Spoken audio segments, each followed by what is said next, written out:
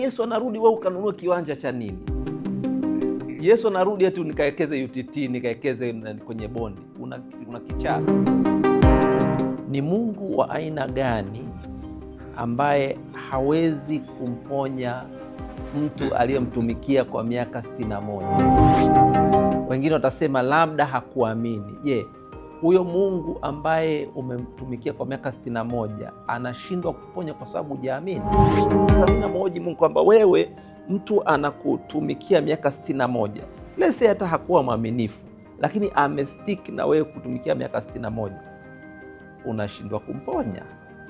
Say okay. Kitu kingine naweza kwamba ilikuwa ni muda wake, ni lazima aende na korona. Ukweli unabakia ukweli kwamba kuna uwezekano ukafa na ukute giza tu.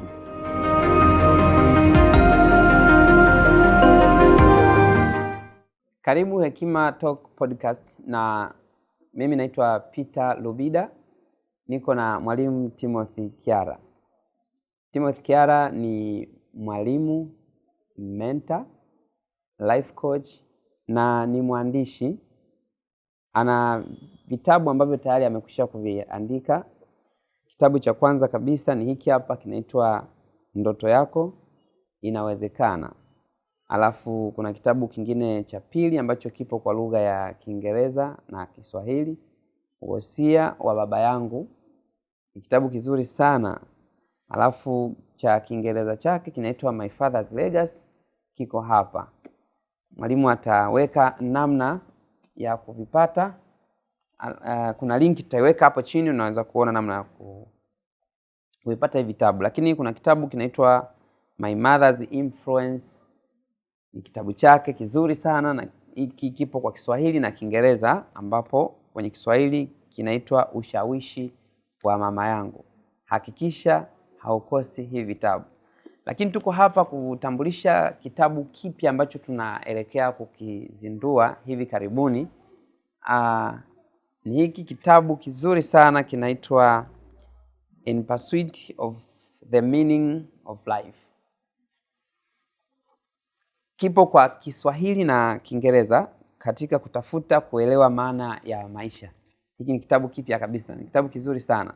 Hakikisha unapata kopi yako, na tupo kwenye mchakato wa uzinduzi, na bila shaka mwalimu ataweza kukielezea vizuri namna uzinduzi utakavyofanyika na ni wapi ambapo tunaenda kufanya uzinduzi, na ili mtu akitaka kuhudhuria aweze kujua ni namna gani anaweza akahudhuria uzinduzi. Asante sana. Mwalimu Tim, naam, ni tukio gani hasa lilikusukuma kuandika kitabu kama hiki? Naweza nikasema ilianza muda mrefu sana huko nyuma, na ilianza na matukio ya misiba. Miaka mingi sana iliyopita kulikuwa na mwinjilisti mmoja kanisani kwetu, alikwenda kuhubiri kule Ngara kwenye kambi za wakimbizi, na bahati mbaya wakamfikiria kwamba yeye ni mtusi katika kambi ya Wahutu. Kwa hiyo wakamshika, wakamchinja, wakamuua, wakamfukia kwenye udongo. Siku 3 baadaye, baada ya kuwa hapatikani, ndio watu wakaanza kuulizia, wakasema kumbe kweli yule alikuwa Mtanzania. Sema basi yuko sehemu fulani, ndio wanaenda wanamfukua, wanamrudisha. Ameshamuua tayari, alishakufa. Akaacha mke, ni mjamzito, miaka mingi sasa imepita. Yule kijana sasa hizi nasikia alishamaliza chuo kikuu, yule alioachwa kama mjamzito. Na baadaye pia katokea kulikuwa na mwinjilisti mwingine pale kanisani, alipata malaria tu, akaugua, akafariki. Kijana tu, hata hajaoa. Kwa sasa mimi nikaanza kujiuliza, mbona maandiko yanasema kwa tofauti na hiki ninachokiona? Mbona ninaona kwamba Biblia inaahidi nitakushibisha na wingi wa siku? Hawa wameshiba siku gani? Manake nini?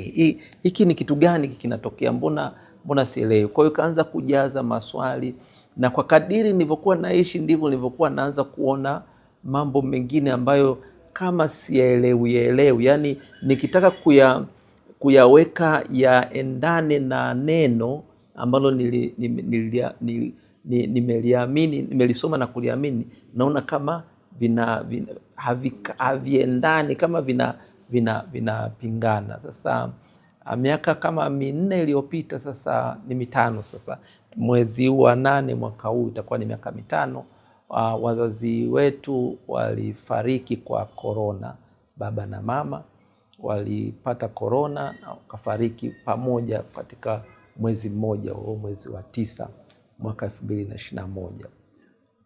Na kwa chanzo kikubwa cha wao kupata korona ni kwamba sisi tuliwaonya, tukawaambia nyinyi umri wenu umekwenda na hii korona inawakamata watu wenye umri mkubwa.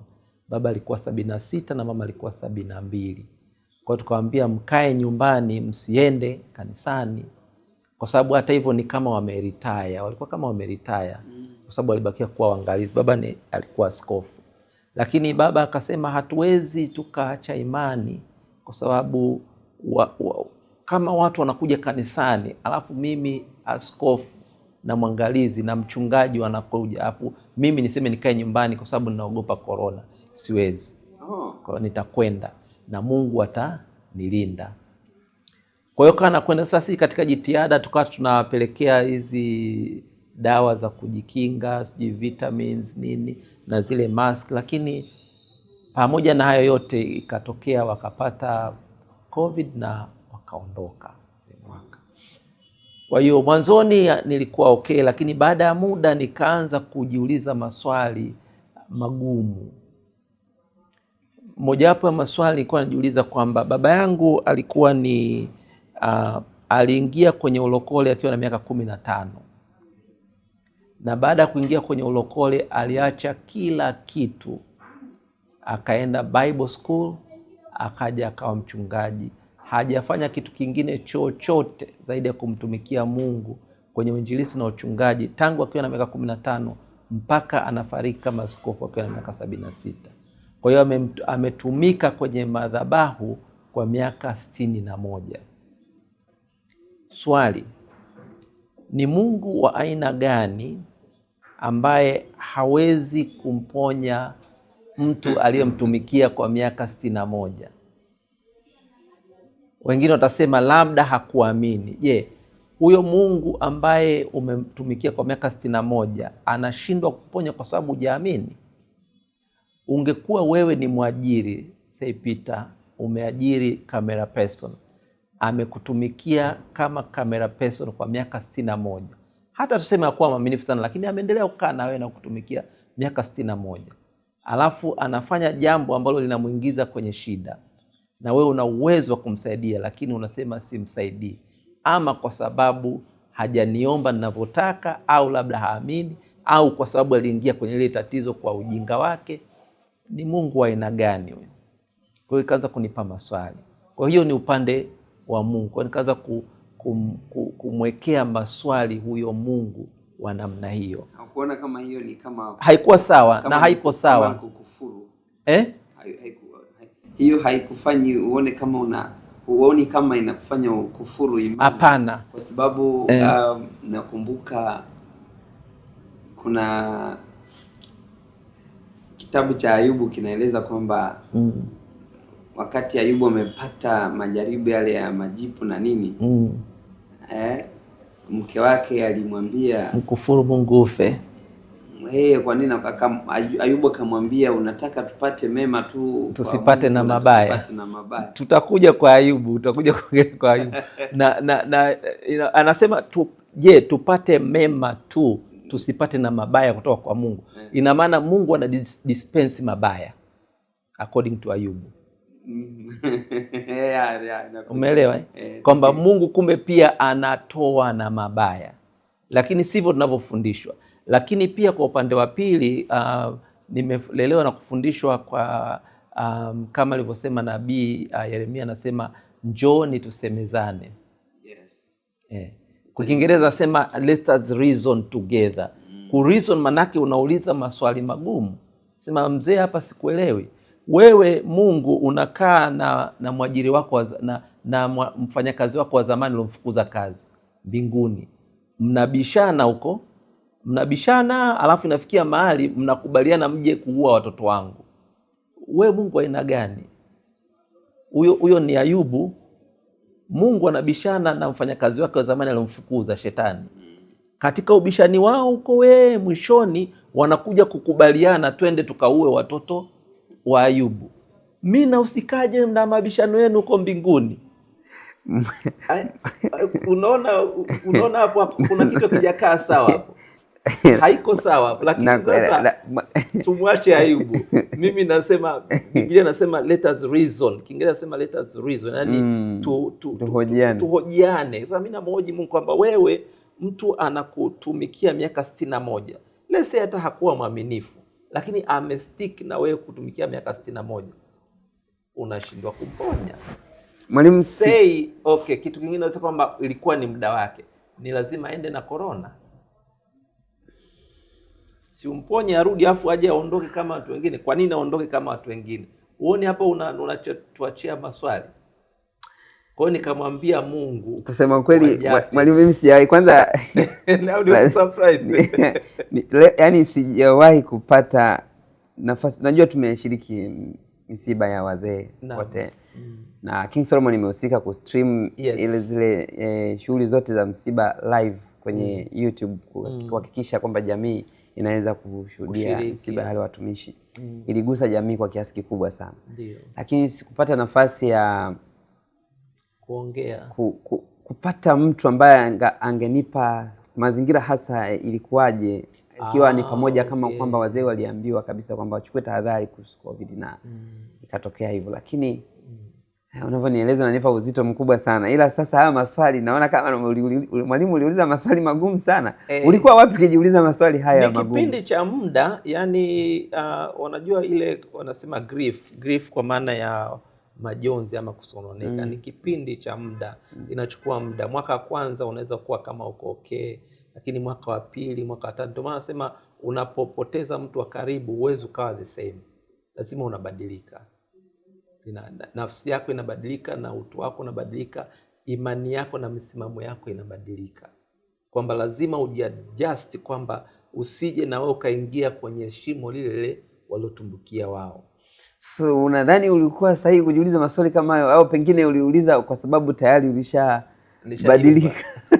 Sasa whether niko, kwa sababu bado maswali bado ni valid. Okay. Whether niko sahihi ama siko sahihi, atakaye hukumu ni Mungu. Lakini nimeshawahi kumuita kwenye kiti. Okay. Nikamwambia kwamba uliseme niite nami nitakuitikia. Ambia come let's talk. Sawa. Hakuwahi kuja. Na hajakuja mpaka leo. Kwa hiyo bado naendelea kumpa muda au naendelea kumsaidia. Na hiyo ndo imekupa msingi wa sasa. Hiyo ndo ikaanza kunipelekea kuangalia, okay, tuachane na upande wa kiroho, tuje katika upande wa kawaida. Kwamba huyu mtu kazaliwa, ameishi miaka 76, alafu amefariki, ni kama amefutika katika uso wa dunia. What was the point? Yani manake nini? Yani tusijikute tunakuwa kama wanyama. Unajua, nikaanza kumwangalia, nikakumbuka bibi alikuwa anafuga ng'ombe, lakini alikuwa na ng'ombe mmoja alikuwa anampenda kwa sababu alikuwa anatoa maziwa. Yule ng'ombe kama ungeweza kuongea naye, angekwambia huyu bibi ananipenda kwa sababu ananitunza, ananipa chakula, ananiletea dawa nikiwa naumwa. Yani mimi nachofanya nampa maziwa tu, lakini yule ng'ombe alikuwa hajui kwamba anasubiri siku moja atakuwa ni chakula. Atageuka kuwa chakula. Kwa sababu ndio nature, kwamba sio kwamba tunawapenda. Okay, tunavofuga kuku, mwisho wa siku tunachokile tunachofuga ni chakula.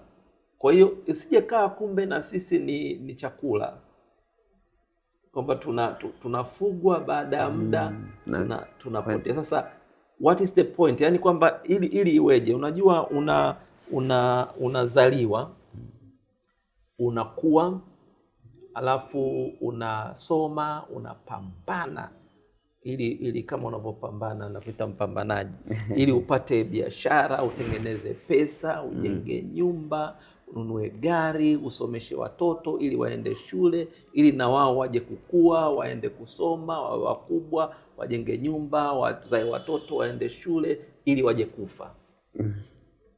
Okay, sasa tukirejea sasa kwenye mada yetu. Tukisema katika kutafuta maana ya maisha, kwako kuna maanisha nini mpaka unatoa? Yaani sasa ndio nikafikiria kwamba hivi haya maisha yana maana gani? Yaani kwa kusema maana, labda nikuulize, nikusema yana umuhimu gani, significance.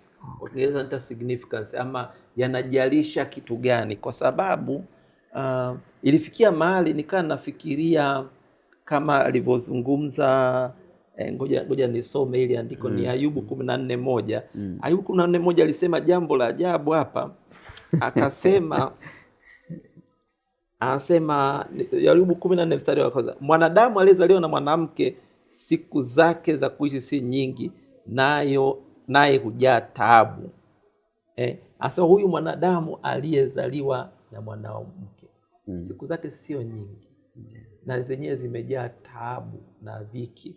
Alafu kisoma Mhubiri 6:3 inasema hivi, mtu akiweza kuzaa watoto 100 na akaishi maisha marefu, lakini kama mtu huyo hatafurahia maisha yake wala hafanyiwi mazishi, basi nasema mtoto alizaliwa amekufa ni afadhali kuliko mtu huyo. Contradiction. Unaona? Anasema mtu yani mtu aliyeishi maisha ambayo hajayaenjoy, katoto ambao kalizaliwa kamekufa kana afadhali. Hiyo iko Mhubiri? Hiyo ni nani? Ni Mhubiri 6:3. Katoto na mimi kafikia mahali nikaa naangalia watoto wanaozaliwa, nasema kwa nini tunawaleta, ikiwa unajua Tanzania ndio hii, maisha ndio haya, unamleta huyu mtoto aje kufanya nini? Yaani ungekuwa unaenda mahali kumchukua yule mtoto, ungemwambia ninakuleta hapa duniani, hapa Tanzania, Dar es Salaam, Makoka, ili uje kufanya nini? Au kangekuangalia na kuambia unanisumbua tu. Yaani bora ungeniacha. Kwamba kangekuuliza ungekajibu nini? Ungemjibu nini? Au unakuja tu unanileta uje kunizingua, uje kunisumbua, nipambane, nihangaike na joto la Dar es Salaam, na mbu wa Dar es Salaam, magonjwa ya Dar es Salaam, Chadema, CCM, TRA, sijui BRELA, sijui nyumba za kukodi, sijui nini. Yote haya alafu ije kwa nini? Ili tu baadaye nije nife alafu nasaulika. Nilikuwa naongea na rafiki yangu mmoja, samani tunaanza kwenye depressing mode afu tutarudi vizuri. Nikaa nasema umepambana sana, alikuwa ananiambia Timo umepambana sana, umejenga nyumba nzuri sana, unakaa na hivi unafahamu miaka 60-70 kutoka sasa wataishi watu kwenye ile nyumba ambayo hata wewe huwajui.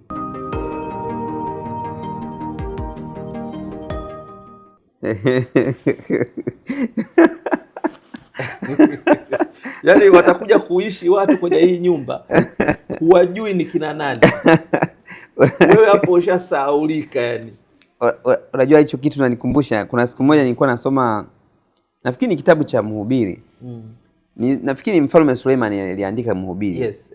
Alikuwa nafikiria sana, alikuwa nafikiria kwamba yani aliamua kuita maisha ni ubatili. Na sababu moja anasema yani kwamba yeye alijaribu kutafakari kwamba kama yeye ni mfalme, amekuwa mfalme, alafu ametafakari, amejenga nchi kwa gharama kubwa sana, na kwa kutumia hekima kubwa. Yes. Alafu sasa kumbe anatakiwa aje afe kifo sawa na mtu ambaye ni mpumbavu ambaye Mhubiri moja hapo anazungumza, anasema kwamba mimi nimefanya kazi kubwa sana kama mfalme, nikakusanya mali nyingi, nikajenga nyumba kubwa, nikatafuta busara nyingi sana ili kufanya mambo yaende sawa.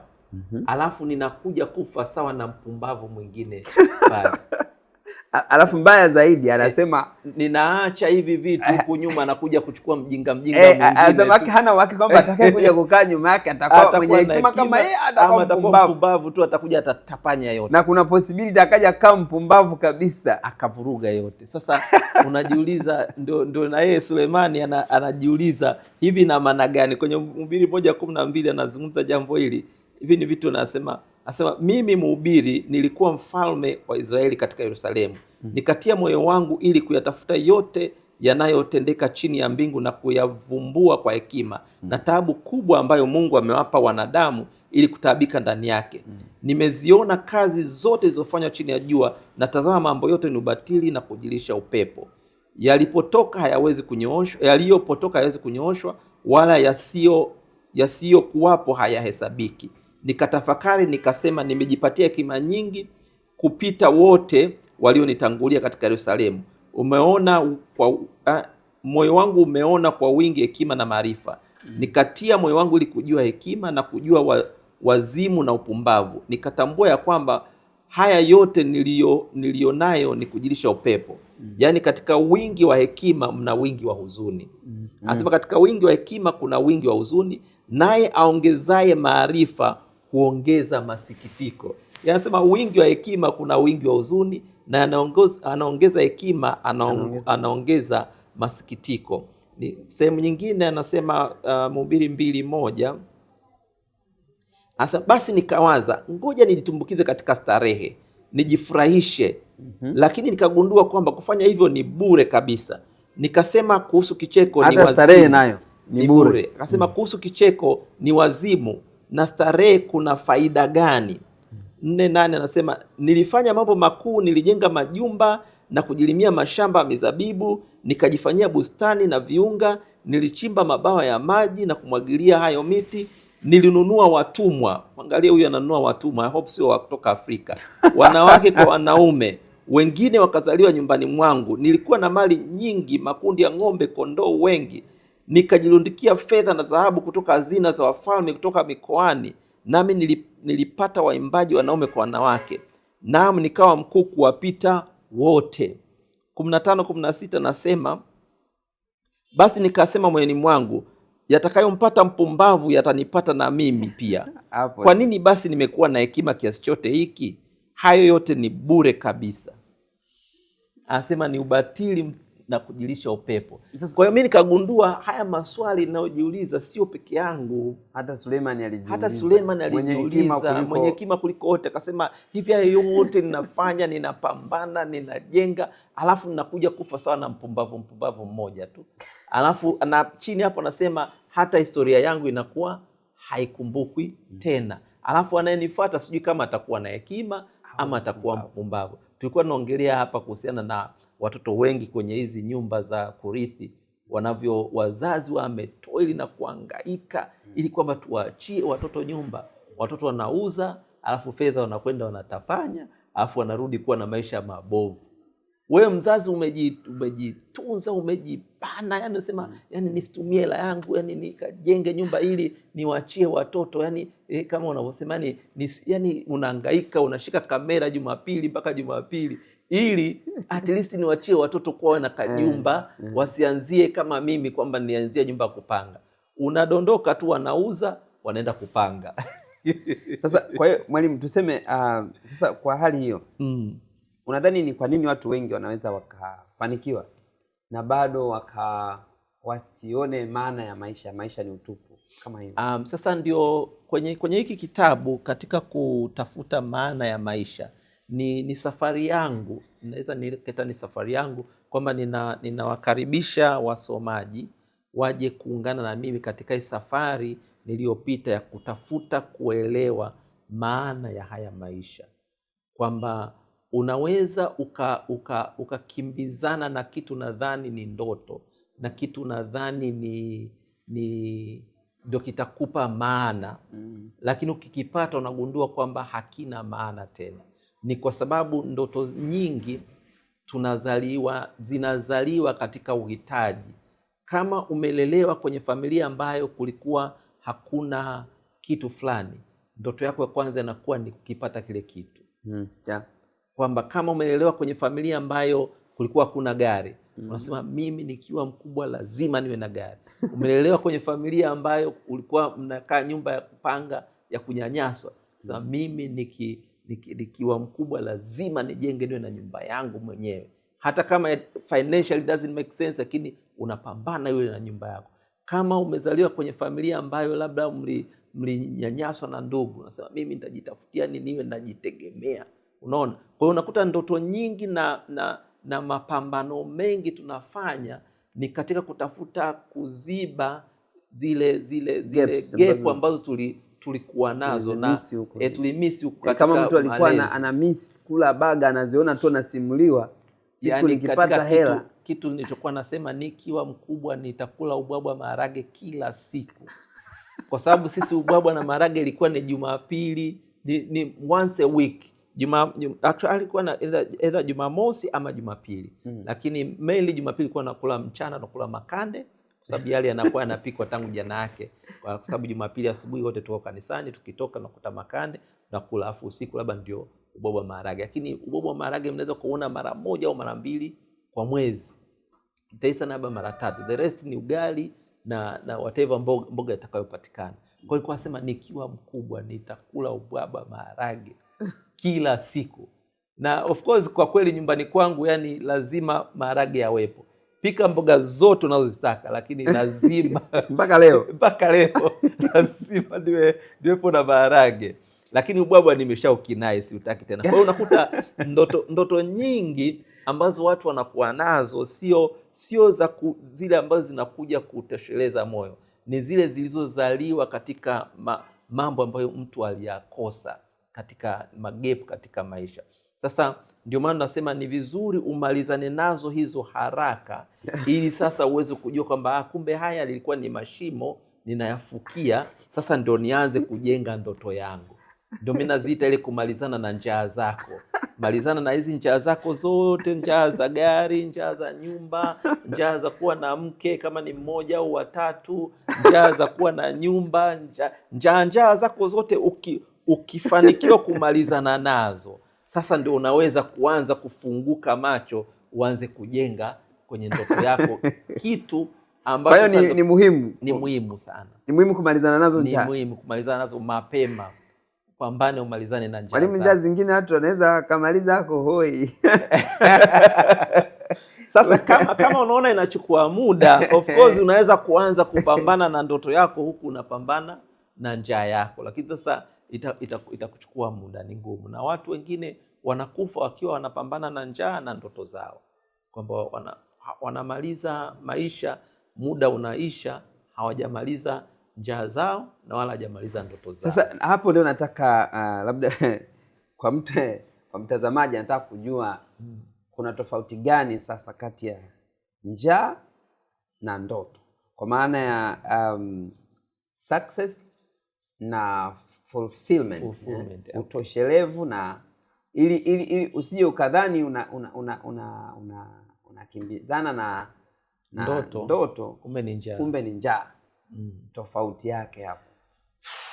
Ni swali zuri na ni swali gumu ambalo linaendana na mtu, lakini kwa mtazamo wangu kwenye hiki kitabu nimeandika ndoto yako, nimekiandika inaitwa Ndoto Yako Inawezekana. Kwenye hiki kitabu nimeelezea kwa kirefu namna ambavyo unaweza ukapambanua kati ya njaa. Huku hatujaita njaa, tumeita ni mahitaji yako ya kila siku. Kati ya mahitaji yako ya kila siku na kile ambacho ninakiita ni ndoto ama ni kusudi la wewe kuwepo. Vipo tofauti. Viko tofauti. Sasa kwa mfano kama ningekuwa ninaumwa leo, nisingekuja hapa, si ndio?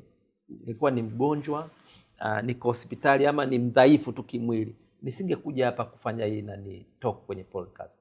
Kwamba ingebidi nikatafute kwanza nipate afya, niwe mzima, ndio nakupigia simu kwa sababu bwana afya iliyumba Peter, naomba tufanye wiki ijayo Mungu ananipa afya ndio ninakuja.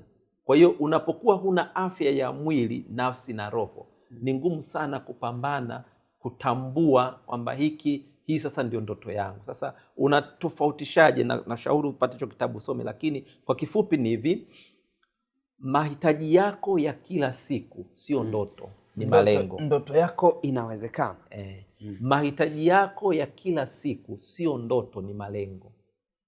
Kuwa na nyumba, kuwa na gari, kuwa na mke, kuwa na watoto, kuwasomesha vizuri, kwenda holiday, kuishi life, yani maisha kwenye kiwango fulani, ile sio ndoto, ile ni malengo. kwamba kwa Mtanzania wa kawaida anatakiwa aishi hivi, yani chakula isiwe issue, kuweka mafuta kwenye gari isiwe issue, kuweka luku, kulipia umeme na internet, kuweka vocha isiwe issue. Hayo ni malengo, kwamba natamani nimfikie malengo haya ili niondokane na hii njaa. Sasa ukishatambua kwamba hizi sio ndoto kwa definition ya kitabu changu, kwamba haya ni malengo ya kuishi kwa kiwango cha kawaida, njaa, kumalizana na hiyo njaa, then kinachofuata hapo, kile kitakachokuja ndani ya moyo wako kwamba ningetamani kama ningepata yote haya bado ningetamani kufanya hiki, hicho sasa ndo kinakuwa ndoto yako, purpose. Yani kwamba kama ungekuwa tayari una nyumba yako nzuri, una gari, una watoto, una pesa ya kuendesha maisha yako bila changamoto yoyote, nafsi yako inakutamanisha ufanye kitu gani?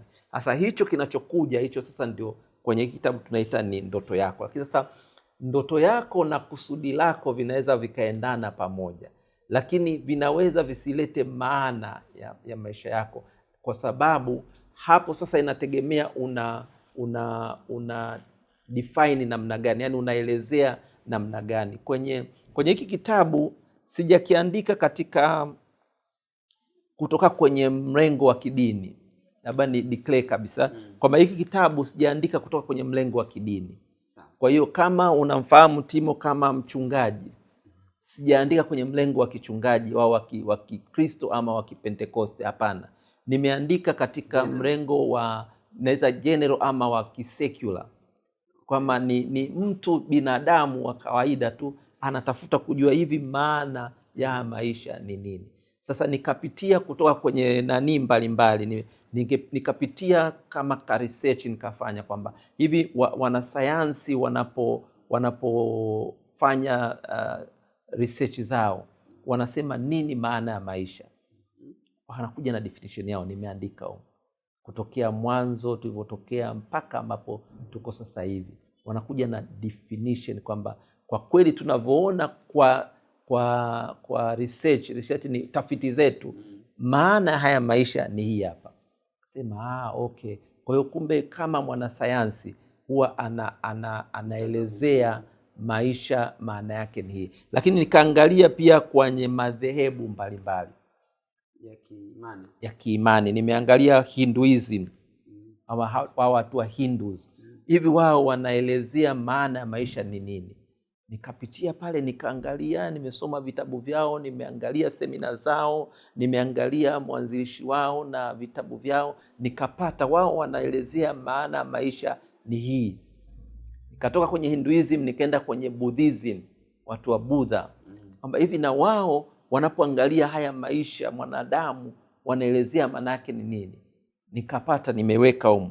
Nikaenda kwenye Islam, nikaenda kwenye Ukristo, alafu nikarudi kwenye mtazamo wangu. Sasa baada ya kusoma hao wote, nikarudi kwenye mtazamo wangu kwamba binafsi tafsiri yangu baada ya kuwapitia hao wote, ninaona maana ya maisha inaweza kuwa ni hii kwangu mimi.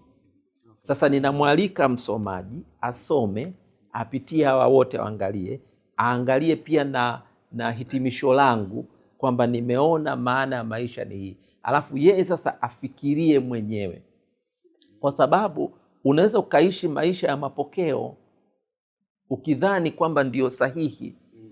Wapo watu wengi ni Waislamu, sio kwa sababu ni Waislamu, lakini kwa sababu wazazi wao walikuwa ni Waislamu. Wapo watu wengi ni Wakristo, sio kwa sababu walipaswa kuwa Wakristo, lakini kwa sababu wazazi wao walikuwa Wakristo. Wapo watu wengi hawana dini, ni wapagani, kwa sababu walilelewa katika familia ya kipagani. Kwa hiyo mimi namkaribisha mtu asome, aangalie kwenye hizi tafiti ndogo tu nilizozipitia, alafu na ile hitimisho yangu, alafu yeye afanye maamuzi yake, ajifikirie mwenyewe. Napenda mwalimu mmoja alisema kwamba sitaki ufikiri kama mimi, lakini nataka na wewe ufikiri kama wewe, kwamba hivi wewe baada ya kusoma hivi bado unafikiria nini, unaona nini, unafikiria maana maisha ni nini, ama unadhani tumekuja tu tuzaliwe na sisi tuzae alafu tufe tuondoke baada ya miaka 100. Juzi kwenye msiba tulifiwa na mama yetu mdogo Askofu Maria Makene, nikawa nawachekesha pale kwenye msiba, nawaambia unajua baada ya miaka 100 haitajalisha. Miaka 100 kuanzia sasa haitajalisha kwamba kulikuwa na King Solomon Studio. Haitajalisha. Miaka 100 kutoka sasa haitajalisha gari gani mimi nilikuwa naendesha ama nilioa nani. Miaka 100 kutoka sasa ukifukua kaburi langu hautajua kwamba nilikuwa ni mnene kiasi gani. Unaweza kupata urefu lakini huwezi kupata unene. Yule mwanamke mwenye lishepu la ajabu kubwa ambalo wanaume wanalitafuta, baada ya miaka 100 mkifukua ile kaburi lake hamtaona ile shepu. Mtakuta tu mifupa. Pengine kwa makaburi ya Dar es Salaam haya inawezekana hata kaburi lake lisionekane. Hata lisionekane. Kuna maeneo watu wanazika juu ya juu unakuta mifupa inachanganyikana. Kwa hiyo unaweza kukuta kwamba sasa kama baada ya miaka 100 haitajalisha. Na hili nimelisema ni kwa sababu mimi pia lilinisaidia katika kudeal na grief na majonzi, kwamba Timothy, sawa ndio katika kipindi hiki kifupi unateseka, una machungu na maumivu, lakini wao wamekuja wamekaa katika muda wao, wamefanya maana ya maisha yao. Inabidi na wewe ufanye maana ya maisha yako, lakini itakapopita muda wako haitajalisha. Waliokuwepo walikuwepo na hawapo, na sisi tupo, tutakuwepo, lakini baada ya muda hatutakuwepo. Huu mfumo wa mtu akizaliwa anaenda shule, anapata kazi, anatengeneza familia, anazeeka na baadaye kufa.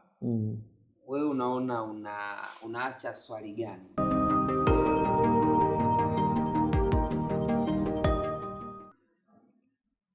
Yaani unaacha swali kwamba kama mwanadamu hatataka kufikiria, ataishi kama mnyama. Program.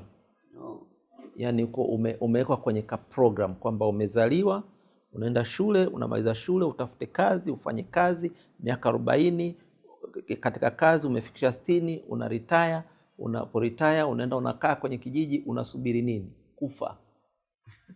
Ufe tukusahau. Huku umezaa kuna katoto kingine na kenye kanazaliwa, kanaanza kukua. Kwa sababu hivi mtu anapostaafu alafu yupo tu kijijini, anasubiri nini? Si anasubiri kufa.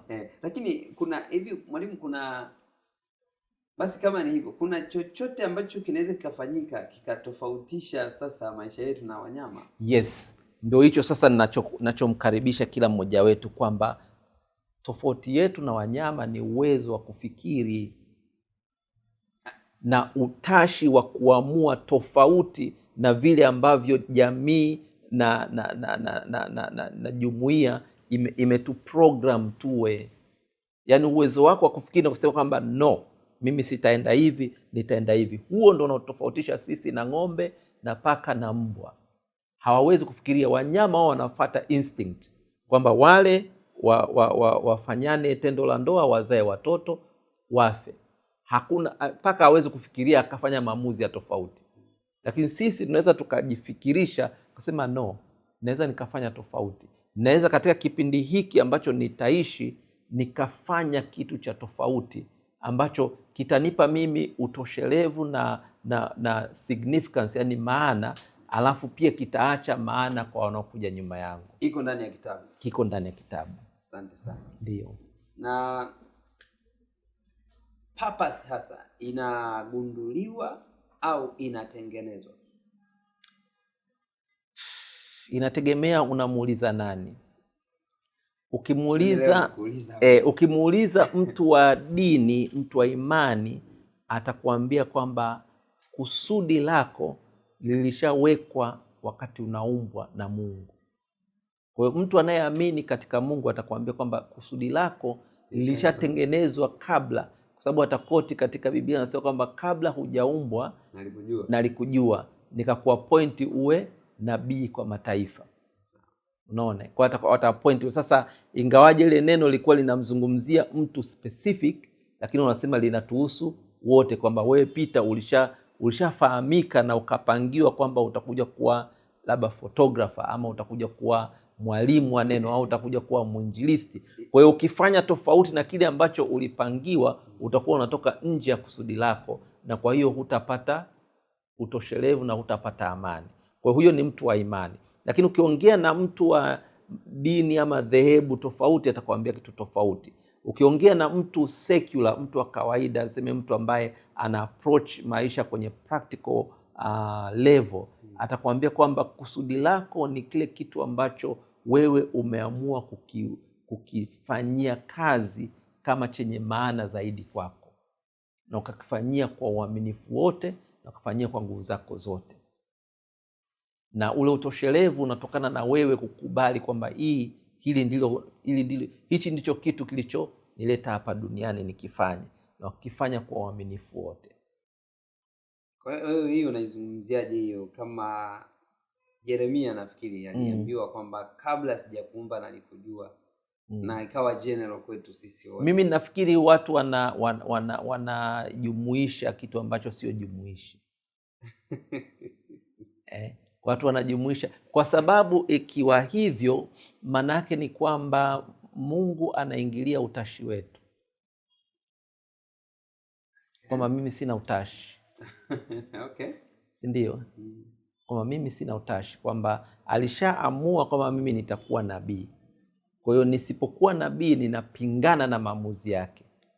By the way, unajuaje, sijajua kwamba unajuaje kusudi lako, kwa mfano kwa hiyo mlengo wa kiimani? Kwa hiyo mlengo wa kiimani sasa wao wanaamini wote ilitokuwa wachungaji au wao wanaamini kwamba ule wito unawekwa, kuna kitu wanaita mzigo. Umeshakusikia neno mzigo? Kama nakumbuka wainjilisti wengi wasema nina mzigo wa Injili. Manake nini? Wanamaanisha kwamba lile msukumo mkubwa unaokuwa ndani yake kwa sababu ule msukumo unakuwa unampelekesha mpaka anashindwa hata kulala. Nakumbuka Kulola alikuwa anasema kwamba ole wangu nisipohubiri Injili, na Injili yangu ni ya taabu, nina mzigo. Kwa kujibu swali lako, wanafahamu kwa kusikiliza ule mzigo waliopewa ndani. Akasema nimeguswa na Mungu, au ninasukumwa. Wengine watumia neno ninawiwa nifanye hivi. Kwa hiyo wanaita kwamba pale ule anasema nina wito. Wito manake amesikia msukumo, amesikia mguso, amesikia mvuto kwamba fanya hiki. Sio kwamba kuna sauti kubwa ilitoka mbinguni. Sio kwamba kuna malaika alishuka kumwambia. Na hiyo misukumo inafanana au inakuwa tofauti. Mgusia ni hayati au ni Askofu Kulola. Kuna mtu sijajua Mungu alikuwa na makusudi gani, lakini kuna mtu ni wiki 2 au 3 alinipigia simu kutoka Arusha kabisa, akajadili maalum kabisa kuhusu hilo swala. Nafikiri alikuwa deep sana.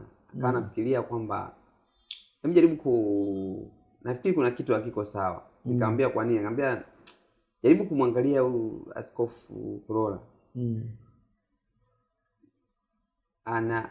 Maisha yake yote hakupata nafasi ya kuenjoy maisha kabisa. Alikuwa ni mtu ambaye mimi of course siku zote yuko barabarani. Amelala mazingira sio mazuri. Na hata mpaka anafariki nyumba yake si nyumba nzuri. Ananiambia pengine nyumba yako wewe inaweza kuwa nzuri kuliko askofu mpaka anaondoka duniani. Sasa alichokuwa nakihangaikia ndio anawajaribu kuangalia. Sasa hapo mnatoka kwenye engo mbili tofauti. Ndio. Yeye anahangaikia maisha baada ya haya, maisha baada ya kifo. Kwa hiyo haya maisha ya sasa hayana maana kwake. Kwa hiyo sina nyumba, so what? Kwa sababu in 100 years, miaka 100 toka sasa, whether niko na nyumba au sina nyumba haitajalisha. Kama nilikuwa nimepanga ama nimenunua. Unajua baada ukishakufa haijalishi whether umenunua ama ulikuwa umepanga. Itajalisha kwa wanaobaki. Kwa hiyo unaondoka kwa sababu hauondoki na chochote. Kwa hiyo haijalishi. Kwa hiyo yeye mtazamo wake kama yeye ni kwamba hata kama sina nyumba ya maana, sina gari, sina suti, sina nguo, silali vizuri, sichi vizuri, nipokelewe kwa Baba kule nakoenda. Swali ni kwamba kama unakoenda hakuna unakoenda, inakuwaje? Baba yangu mzazi alijenga nyumba ya kustaafu very late akiwa kwenye 60s. Na hiyo nimeweka kwenye kitabu ile nyumba Mbezi. Okay. Amejenga very late. Sasa tukawa tunamchallenge, anambia baba, hivi kwa nini umechelewa sana kujenga nyumba yako ya kustaafu? Akasema mimi nimeokoka nina miaka 15. Ameokoka ilikuwa in the 50s huko. Wakati huo tuliambiwa Yesu anarudi sasa. Sasa Yesu anarudi, wewe ukanunua kiwanja cha nini? Yesu anarudi eti nikaekeze UTT, nikaekeze kwenye bondi. Una kichaa. Yesu anarudi anasema kila senti nilikuwa ninaishika mkononi ni kununua Biblia, kununua tracts, kuwagaia watu, ni kujenga makati. Kila pesa nilikuwa, kwa sababu Yesu anarudi any minute. Niwekeze ya nini? Ninunue. Anasema baba amefika hapa Dar es Salaam mwaka 76, anasema Masaki watu walikuwa wananunua shilingi 30,000, sijui 40,000. Na kulikuwa na opportunity, walipata plot, wakawa wanasema sasa tupeleke hela yote kule ya nini? Yesu anarudi. Hiyo mwalimu imekuja ikafia wapi hiyo? Sasa akaja baadaye, sasa umri unavyozidi kwenda ndio anaanza kugundua hajarudi bado. Unajua huyu Yesu inawezekana kweli atarudi, ila inawezekana isiwe kwenye lifetime yangu. Kwa hiyo ndio maana anasema sisi akatulea tofauti. Sisi ametulea kwamba ametulea akaambia kwamba yani sisi hakuna mtoto baba aliyemsisitiza mambo ya neno. Alisisitiza mambo ya elimu. Yes, elimu na morali. Akasema utaishi kana kwamba Yesu harudi kabisa katika lifetime yako, ila jiandae in case akirudi akute tayari. Lakini kwa habari ya maisha ya kuishi, soma. Lakini bahati njema at least tumempata mmoja amekuwa mchungaji, Pastor Fred. Yeye ndo ameenda kwenye upande wa neno na kuingia na kuwa mchungaji. Lakini sio kwamba alikuwa encouraged na baba aende huko, no. Okay. Sisi wote alikuwa tulikari mkasome tuwe maengineer au ma scientist manani, kwa sababu alikuwa anaona huku mimi nishapiga chaka huko. Nifikiria Yesu anarudi, kumbe Yesu anachelewa. Unadhani ni kweli aliona hivyo? Sasa kwa nini ajenge akiwa late na akaadmit kwamba uelewa wao kwamba Yesu anarudi haraka uliwasababisha wakafanya maamuzi ambayo hayakuwa sawa. Unadhani nini kilileta hii aina ya uelewa huo? Ni watu walioleta injili kipindi hicho. Yaani ni aina ya watu walioleta injili kipindi hicho, walikuja na msisitizo Yesu anarudi. Na kulikuwa kuna gazeti wana print inaitwa Upesi, yani soon, Jesus is coming soon. Yani kama vile jioni hii, yani asubuhi haifiki. Sasa asubuhi haifiki, Yesu anarudi, wewe unaenda kuwekeza UTT, sijui unaenda kwenye kununua bondi za serikali. Kwa hiyo kila hela ikija inaingia kwenye injili. Ni mpaka baadaye ndo anaanza kustuka, sema hapa kwa kweli itakuwa kwenye upande wa maisha nimechemsha. Upande wa kiroho sijachemsha, lakini upande wa maisha nimechemsha. Kwa hiyo alikuwa anaishi katika falsafa sawa na Kulola, sawa na kina Lazaro na wainjilisti wote wa zamani, kwamba tunachotamani sisi ni watu waende mbinguni. Haya maisha ya duniani hayana mpango. Nashangaza kwamba injili inabadilika au namna gani. Lakini anyway, mwalimu, mtu anaanzia wapi kutafuta purpose? Natamani anzie hapa kwenye kusoma hichi kitabu. Lakini hata kama hutapata hiki kitabu, fanya tafiti yako ndogo kwamba hivi unaishi lijiweje. Nilikuwa naongea na binti mmoja juzi tu, jana niko Mwanza. Kwa nini nifanye tafiti wakati mwalimu ameshaandika? Sawa, mimi naanzia hapa. Nilikuwa naongea na binti mmoja, anasema mimi mwalimu, nina umri naona umeenda, kwa hiyo kama vile nakata tamaa ya kuolewa. Nikamwambia mbona binti ni mrembo sana. Sema mimi nakata tamaa ya kuolewa, nafikiri basi labda nipate tu mtoto. Nikamwambia ili iweje? Unataka kumleta huyo mtoto hapa Mwanza, hapa kwenye hii Mwanza ya Gia, aje kufanya nini? Kasema mwalimu, mbona unasema? Niambia wewe, imagine huyo mtoto yuko kwenye supermarket, wewe sasa ndo unaenda umchukue, unamwambia umlete. Kwanza hapo unapokaa nyumba ya kupanga, ukamchukue mtoto umlete, ili iweje? Na mwalimu, unajua kwa mabinti wengi wana mtazamo huo. Hivi wewe unawaambiaje? Nawaambia kwenye mfumo huo. anaona kama umri wake unaenda nini, anakuwa na pressure ile, ana pressure ya kuna nini.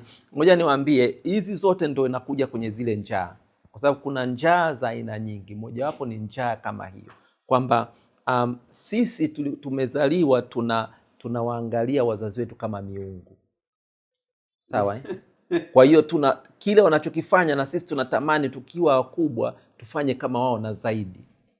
Kwa hiyo unakuta watoto waliolelewa kwenye familia ambazo kuwa na baba mama na watoto na wao wanataka wafike mahali awe na baba Mimi ukiniuliza kwa nini nilioa, sana sana nikijitahidi nitakwambia kwa sababu nilikuwa nataka sex. Lakini sikuwa naelewa unaoa ili weje. Sasa kwamba ni mlokole, siwezi kufanya tendo la ndoa nje ya ndoa, kwa hiyo nipate mwanamke niwe nafanya naye sex muda wote basi. Lakini akili ya kwamba hivi kwamba yani kwamba nimefika umri nioe. Kwa nini unaoa? Unaona ni kama unyama fulani hivi. Yaani kama program fulani kwamba umeshafika umri uoe, kwa nini hujaoa? Na unakuta tunawapa stress vijana kama umri umefika, kwa nini hujaoa? Nani kasema lazima uoe? Kwa sababu kawaida. Sasa ile neno kawaida manake ni program. Majibu yanaanzia hapo. Unajua kawaida unatakiwa umeoa. Kawaida unatakiwa mtu ambaye ametulia kabisa nataka aanze kujibu hilo swali. Anakwambia kwa kawaida inatakiwa. Sasa ile neno kawaida manake ni program, kwamba tuna kadesturi ambako tumekaingiza kamekuwa ndio kawaida, kwamba katika umri huu lazima uoe, na kwa msichana lazima uolewe, na ukishaolewa lazima uwe na mtoto. Kwa hiyo kama hujaolewa basi at least uwe na mtoto. Sasa nikamwambia binti, unataka uwe na mtoto, unamleta mtoto kwenye hali kama hii, mshahara wako ngapi? Sijui 700,000 600,000. Mtoto huyo unamleta kwenye mateso. Uone huu ni ubinafsi. Uone ni mbinafsi. Unamleta mtoto uje kumtesa. Basi unajua labda anaweza akaja kuwa rais, kaambia akija kuwa kibaka itakuwaje? Kwa hiyo una gambo, wewe una beti sasa, kwa sababu sasa unachofanya hapo unafanya beti kwamba labda atakuwa rais au labda atakuwa nini, labda atakwenda kwenye kubeti. Kwa hiyo nikawa najaribu kumuonyesha kwamba vitu vingi tunafanya kawaida ni kwa sababu ni program. Hata ile matamanio ya kupata mtoto, anasema anataka kupata mtoto ni kwa sababu, wanawake wengi niongee na nyinyi, unasema unataka kupata mtoto kwa sababu hujaolewa, ni kwa sababu ndani yako unajisikia kwamba hauna significance, hauna maana, hauna meaning kama hujatoa kitu kwenye jamii. Lakini imagine umemzaa yule mtoto akafa, utazaa tena?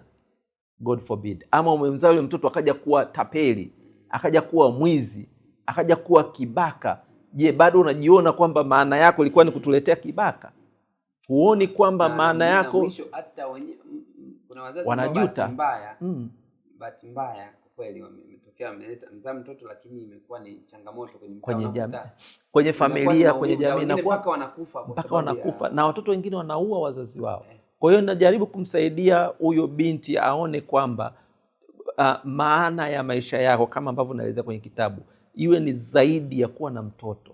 Yaani usitumie mtoto kukupa wewe maana, kwa sababu ile mtoto anaweza kaja akawa ni mzigo kwako na kwa jamii. Tafuta maana yako wewe, kwamba kuna kitu unaweza ukafanya katika jamii ambacho kitakupa wewe kutosheleka na kutengeneza maana, bila kuangalia kwamba una mume ama una mtoto. Kwa sababu hii kwamba nina mume, nina mtoto, sijui nina familia, ni programming tu, ni kawaida. Na tunasema kawaida ni program tu, lakini sio kwamba ndivyo inavyotakiwa kuwa. Paulo hakuwa na mke, Yesu hakuoa kama ambavyo mainstream tunasema, ingawaje Da Vinci Code anasema alioa na alikuwa na watoto, wakaja kuishia Ufaransa, South France. Lakini sisi kwenye maandiko tunaambiwa kwamba Yesu hakuoa, hakuwa na watoto, lakini alikuwa na meaning. Paulo hakuoa, hakuwa na watoto, wengine wanasema alikuwa ameoa akadivorce, we don't know. Lakini kwenye maandiko, kwenye mainstream tunafundishwa kwamba hakuwa na mke, hakuwa ameoa, lakini aliishi maisha ya nini, yenye maana kwake yeye, na akayatumikia kwa nguvu zake zote, na alikuwa tayari kufa kwa ajili ya ile kusudi.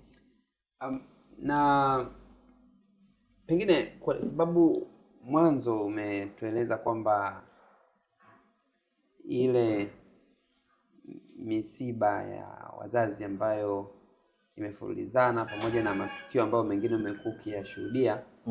Watu wanatumika kama ni kumtumikia Mungu wa uaminifu na bado inakuwa kama mithali wanasema ninakufa kama mpumbavu. Sasa pengine maumivu mtu akipita kwenye maumivu inasaidia kuweza kutambua purpose yake. Kuna namna yote maumivu siku zote unapopita ukipigwa tukio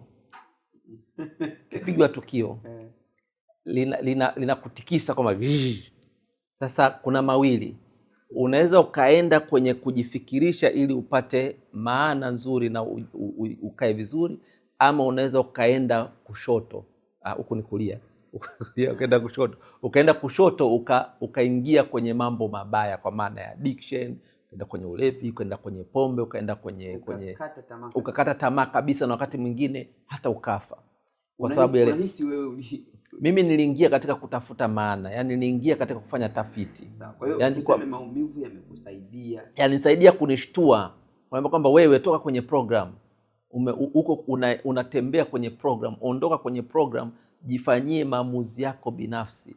Yani ondoka kwenye program na ujue kila unapopitia kwenye tukio ambalo ni gumu linakubadilisha, lakini unatakiwa ufanye maamuzi kwamba utabadilika kwa wema ama kwa ubaya. Ukimsikia mtu anasema wanawake wote malaya, kuna tukio alipigwa likambadilisha. Wale wanasema wanaume wote ni mbwa.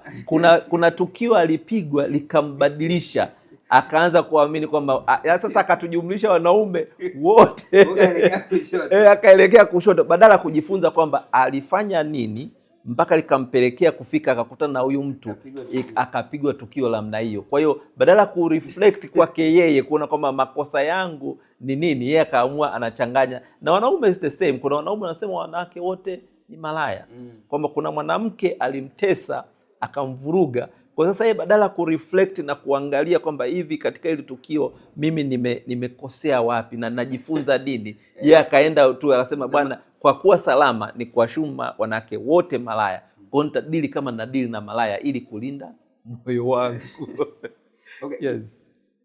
Na mara nyingi unakuta makosa ni yeye lazima, yani hauwezi ukapitia kwenye tukio ambalo wewe hujachangia. Unaweza kuwa umechangia kidogo au ukachangia sana, lakini unahusika katika kulichangia. Kama nilivyokuambia pale mwanzoni uliponiuliza kwamba kwenye ile session nyingine kwamba ni jambo gani ambalo ungetamani Timothy mdogo alitambue, nikakwambia kwamba hakuna, no one is coming to save me, I'm my own savior.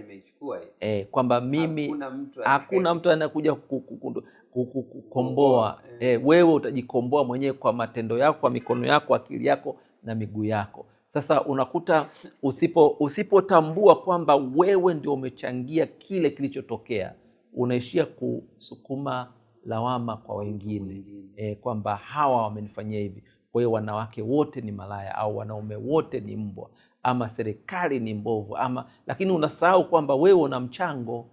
Inawezekana ukawa mdogo au ukawa mkubwa, lakini na wewe una mchango katika lile lililokutokea.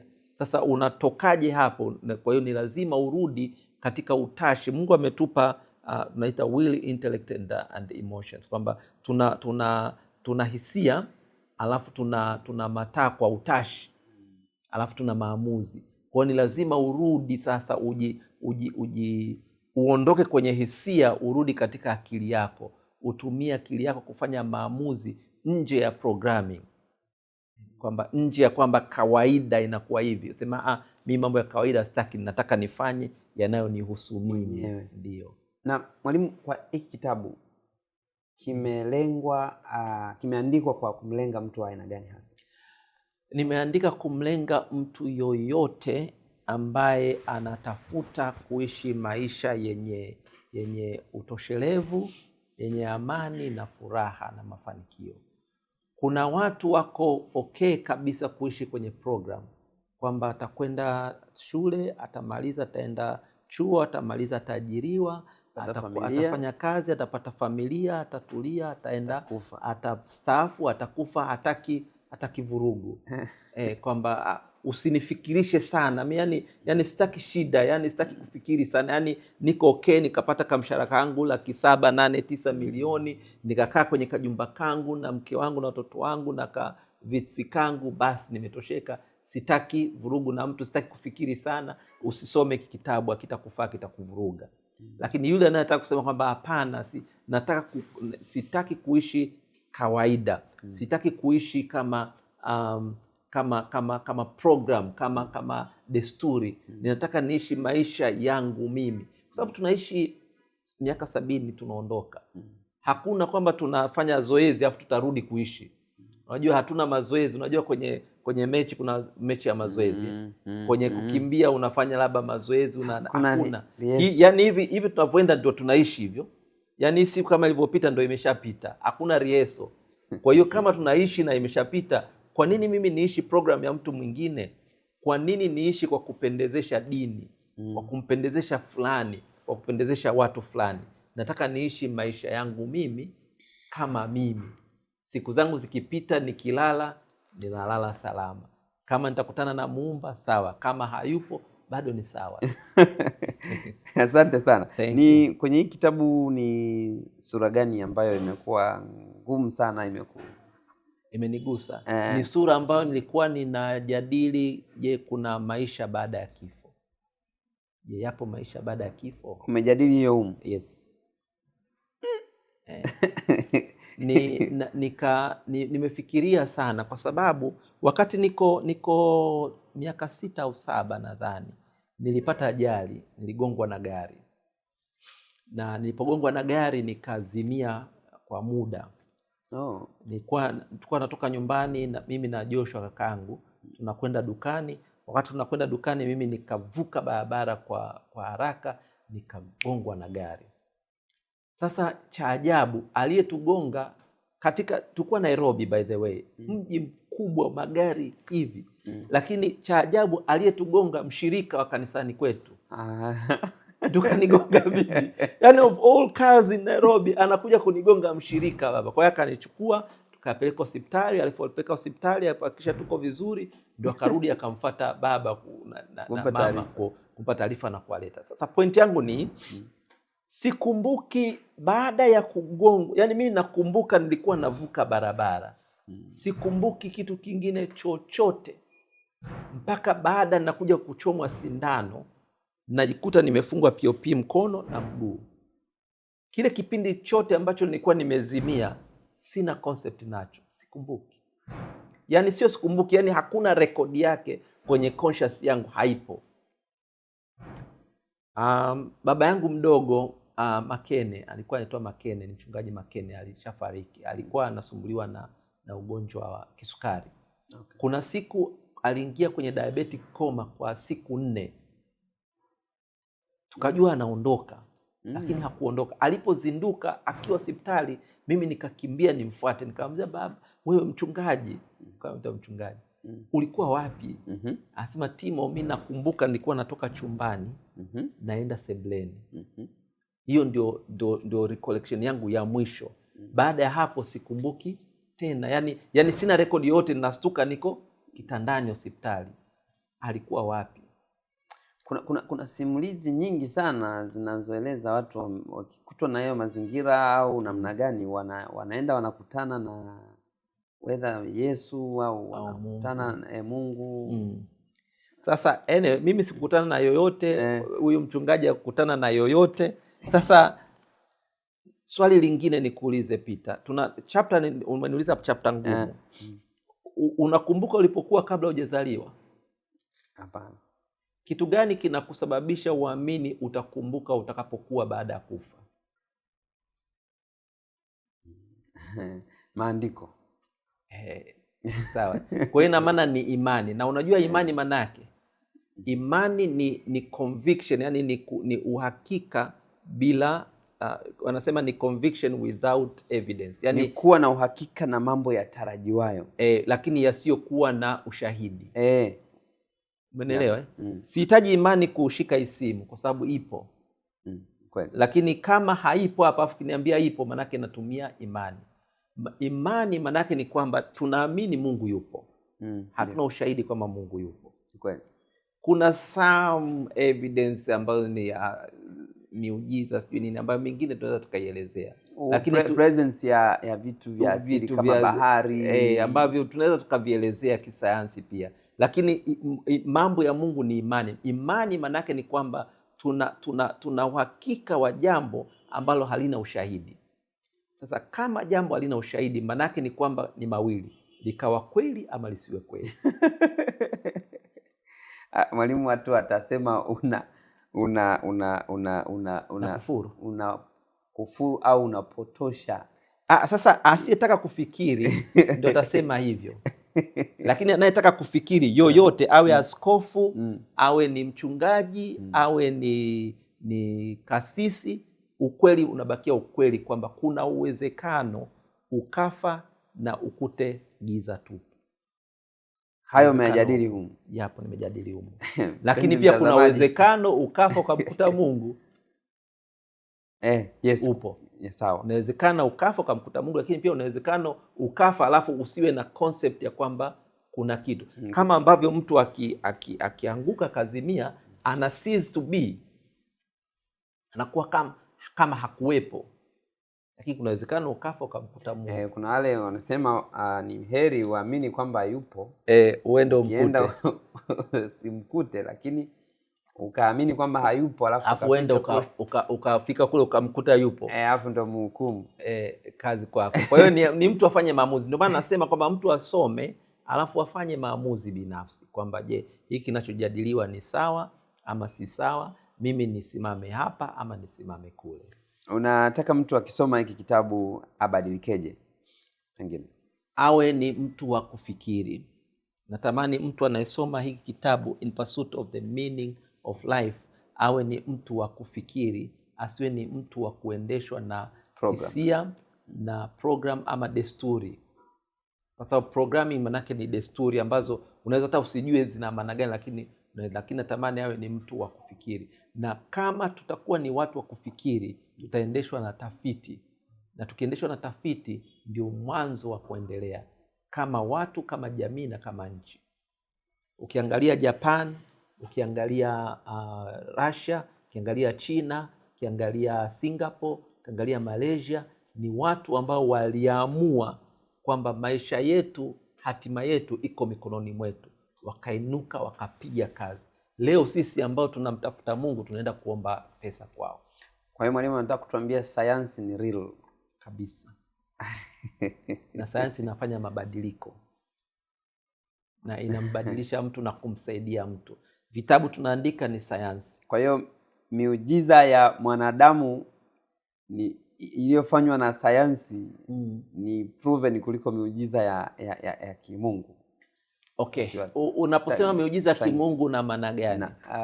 Miujiza ya kimungu ni ile ambayo tumekuwa tukihubiriwa kwamba Mungu amesimamisha bahari, amegawanya bahari, simamisha jua. Of course tunasimulia tunaosoma kwenye maandiko.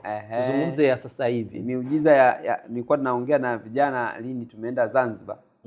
Tukaambia mbona wakauliza hilo swala kwamba miujiza ya mwanadamu inaonekana ni mingi kuliko miujiza ya Mungu. Mmoja akasema wewe unasemaje hiyo kitu? Akaambia unaleta kufuru. Unataka kuleta kukufuru. Akasema hebu tuambie, taja muujiza mmoja wa Mungu. Sisi muujiza wa mwanadamu tunakutajia mmoja hapo ni huu.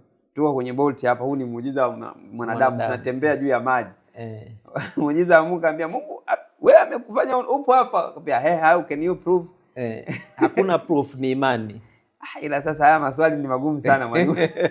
Sasa maswali yanahitaji mtu anayetamani kufikiri. Mtu anayetamani kutoka kwenye programming atembee katika uhalisia wake na utashi wake yeye mwenyewe. Lakini yule mtu ambaye anataka kuendeshwa na programming, nasema weka mbali na watoto.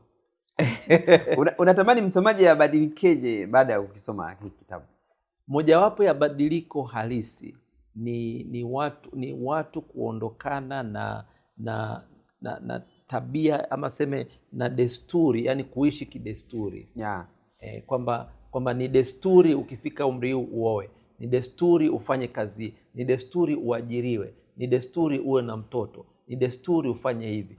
Kwa hiyo tunapoteza watu kuwa wabunifu, tunapoteza watu kuwa wanaotengeneza na kufanya tafiti ambazo zinaweza zikabadilisha jamii, kwa sababu sasa tunakuwa na jamii ya watu waliolala wanaoswagwa kama wanyama, kwa sababu wanaenda kama program.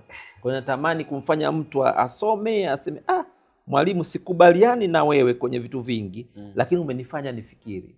Hicho ndio ninachotamani. Kwamba sijakubaliana hapa na hapa na hapa, lakini umenifanya nifikiri. Sasa hebu ngoja niende nikatafiti zaidi, alafu nitafanya maamuzi yangu binafsi. Asante sana. Hicho ndio ninachotamani. Asante sana. Watu wanawezaje kukipata hiki kitabu pengine? Tarehe 11 siku ya Jumamosi, saa 3 asubuhi mpaka saa 7 tutakuwa pale WC Hall ambayo iko pale Morocco opposite na Victoria Petrol Station kwa ajili ya kufanya uzinduzi wa hiki kitabu, na kiingilio itakuwa ni 10,000. Utaweza kuingia pale kwenye uzinduzi na tiketi zitapatikana, nafikiri tutaweka link hapa chini. Kuna website inaitwa Tukio, ni tukio.co.tz. mle ndani ukitafuta nani tarehe 11 hapo ukiandika in pursuit of the meaning of life utapata hilo tukio. Utakata tiketi pale kwa kutumia Tigo ama kadi ama M-Pesa, then utakuja na tiketi yako, utaingia kwenye book launch ambapo utapata hivi vitabu pale, na baada ya hapo tutatangaza wapi vitapatikana, lakini pia vitapatikana online kwenye Amazon na kwenye websites zingine local. Na mwisho kabisa, pengine ni kwa nini watu wahudhurie book launch? Mojawapo ya sababu ningetamani watu wengi wahudhurie ni kwa sababu nitapitia chapter 2 siku ile kama kuzielezea zaidi kwenye hiyo siku, lakini pia kuna watu mbalimbali nimewaomba na wao wasipitie hiki kitabu alafu waje wasome, na nimetafuta wawili ambao watakuwa wanakubaliana ninachokisema na wawili ambao hawakubaliani na ninachokisema. Utawatafuta siku hiyo? Nimeshawapata. Kwa hiyo waje kusema kwa nini hawakubaliani. Kwa sababu kama nilivyokuambia, nia yangu ninataka watu waamke wafikiri zaidi kuliko tu kwamba mwalimu kasema basi ni sawa. Hapana, mimi ni mwanadamu, naweza nikakosea. Nachotafuta, amka uanze kufikiria mwenyewe. Ukiona kitu hakiendani na vile, unajua, ngoja niseme kidogo. Mara nyingi ukisikia mtu anasema huyu anachokisema ni sawa, unajua maana yake ni nini? Maana yake kinaendana na kile alichofundishwa kabla. Unapoleta kitu kipya, mtu anabaki I don't know. Nikisema 2 + 2 ni 4, unasema ni sawa. Unajua kwa nini unasema ni sawa? Kwa sababu umeshafundishwa hivyo kwamba 2 + 2 ni 4, ndio maana unasema ni sawa. Ndio maana unasikia mtu anasema kwamba huyu anachosema ni sawa, hiki sio sawa. Anasema sio sawa kwa sababu hakiendani na kile alichojifunza huko nyuma. Sasa sipendelee mtu awe namna hiyo kwamba ni sawa ama sio sawa. Sio sawa, kwa nini? Umefanya tafiti gani unaposema ni sawa ama si sawa? Au ni kwa sababu tu ulifundishwa hivyo? Sema unapofikia miaka 30 hujaoa sio sawa. Kasema nani? Atakwambia imeandikwa kwenye Biblia ya jamii. Mpendwa mtazamaji, hii kopi sio ya kukosa. Humu kuna mambo mazito. Kitabu kinaitwa Katika Kutafuta Kuelewa Maana ya Maisha na Timothy Kiara. Karibu sana mwalimu, naomba nikushukuru sana kwa muda wako na asante sana. Nashukuru. Tutakuwepo. Asante. Karibu.